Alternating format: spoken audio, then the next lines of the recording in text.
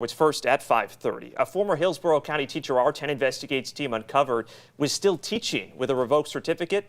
Pleaded guilty just hours ago to child porn and animal crush video charges. 10 Investigates Jenna Bourne was the only reporter in court today as Kenneth Griffin changed his plea on several of the charges against him.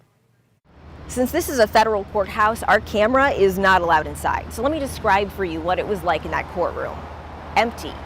No family of Kenneth Griffin, no family of the alleged victims, just Griffin, the attorneys, the judge, and me.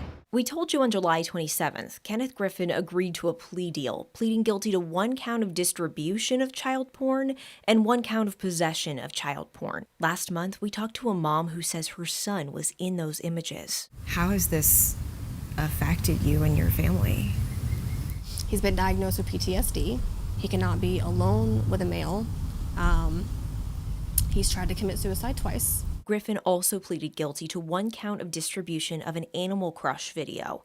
That's video of animals being sexually abused. On Tuesday, a magistrate judge in this federal courthouse accepted his change of plea to guilty on those charges, but a different judge still has to decide whether to accept the plea deal he made with the U.S. Attorney's Office and sentence him. As part of his plea deal, 4 other counts of child porn and animal crush video charges against Griffin would be dropped. More than a decade before Griffin was booked into jail, he was a teacher at Hillsborough County Public Schools. The state permanently revoked his Florida Educator Certificate in November 2011 after he was accused of sending sexual messages to a student. But 10 Investigates exposed last month that Griffin went on to get at least 6 more jobs in education, including 2 teaching jobs. Most recently, he was a teacher at Academy Prep Center of Tampa. You don't need to have an educator certificate to teach in a Florida private school. 10 Investigates wrote a letter to Griffin in jail, and we've repeatedly reached out to his lawyer asking to hear his side of the story.